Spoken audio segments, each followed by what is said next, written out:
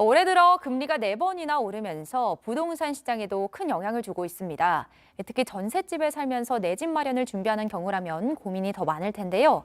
대출을 내서 무리하게 집을 사기보단 합리적인 비용으로 안정적으로 생활할 수 있는 공공지원 민간 임대주택 청약에 관심이 높아지고 있습니다. 오늘 아침엔 라이프에서는 경제산업부 구일영 기자와 요즘 주택 임대 시장 자세하게 알아보겠습니다. 네, 구 기자. 요즘 임대 시장에서 뭐 전세보다 월세를 선호하는 분들이 많다고요? 우리나라에서는 다른 나라에서 찾아보기 힘든 전세라는 제도가 있어서 많은 분들이 선호하고 계시는데요. 그런데 최근에 한 조사 결과를 보면 월세를 선호한다는 세입자가 40%를 넘었습니다. 그래도 전세 선호하는 경우가 절반이 넘네, 이렇게 생각하실 수가 있는데 예. 같은 조사를 한 지 2년이 채 되지 않아서 10%대에서 40%가 된 거니까 굉장히 많이 올랐죠. 네. 그리고 특히 전세로 살고 있지만 월세가 더 좋다, 이렇게 응답한 경우가 예전엔 1%대였는데 15% 가까이로 올랐습니다. 실제로 지난달에는 월세가 전세보다 더 거래량이 많았습니다. 확실히 급등을 했네요. 근데 월세는 사실 돌려받지 못하는 돈이라는 생각 때문에 좀 아깝다는 생각도 들거든요. 그런데 왜 이렇게 월세를 선호하게 된 건가요?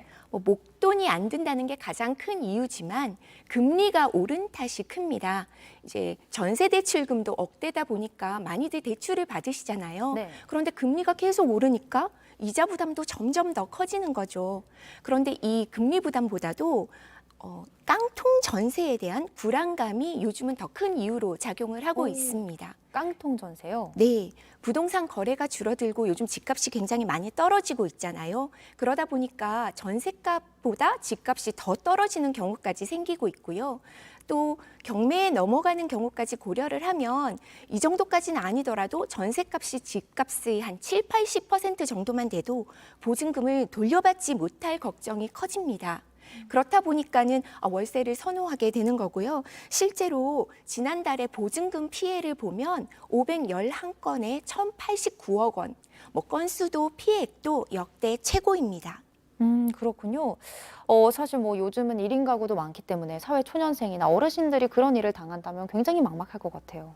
네, 서울시에서 지난 7월부터 1인 가구를 위해서 전 월세 계약을 도와주는 주거 안심 매니저 서비스라는 걸 하고 있는데요. 최근에 14개국까지 늘리기로 했습니다. 시청자 여러분께서도 확인해 보시고 도움을 받으셨으면 좋겠습니다. 네, 그런 도움도 받을 수 있다는 것도 참고를 해주시면 좋을 것 같고요. 그런데 요즘처럼 뭐 집값이 계속 떨어지는 시기에는 좀 무리를 해서라도 차라리 내 집을 사려는 분들도 많을 것 같거든요. 시장 분위기가 좀 어떤가요? 아직까지는 좀 망설이시는 분이 많은 것 같습니다. 상반기 주택 매매를 보면은 지난해 같은 기간에 비해서 한 45% 가까이 거래량이 떨어졌거든요. 네. 그리고 아무래도 집을 산다고 해도 전세보다도 대출이자 부담이 훨씬 더 커지잖아요. 그렇죠. 대출 받는 것 자체도 쉽지가 않고요. 무엇보다도 집값이 앞으로 더 떨어지는 거 아니냐, 이런 걱정 때문에 조금 망설이시는 것 같습니다.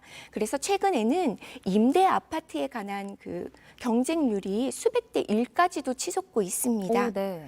일단 시세보다 임대료가 싸잖아요. 그리고 집주인 사정에 좌우되지 않고 무엇보다 보증금을 떼일 걱정이 없으니까요. 그러니까 일반 아파트 청약 경쟁률은 사실 많이 낮아졌다고 하더라고요. 근데 임대 아파트 경쟁률은 오히려 치솟고 있는 상황이군요. 그런데 이 임대 아파트에 들어가려면 또 조건이 까다롭지 않은가요? 네, 재건축, 재개발 단지 같은 경우는 15% 이상은 임대 아파트를 두게 돼 있는데요. 이제 소득이라든지 재산이 기준 이하여야 합니다. 그래서 요즘은 공공지원 민간 임대 아파트에 굉장히 관심이 많이 쏠리고 있는데요.